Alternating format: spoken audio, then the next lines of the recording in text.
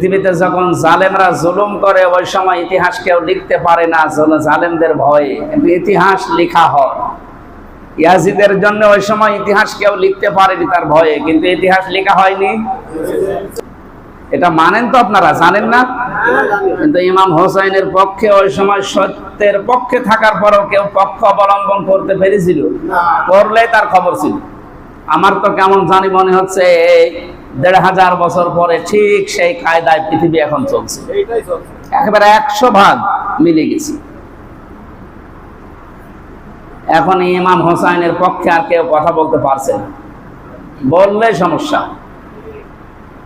কিন্তু ইতিহাস এটা থেমে নেই। ইতিহাস কিন্তু লেখা হয়েছে, ইতিহাস লেখা হবে না। ইতিহাস লেখা বন্ধ হয়ে গেছে। আল্লাহ বলেন ওয়াল আসরি, ইতিহাসের কসম, কারণ এটা নীরব সাক্ষী।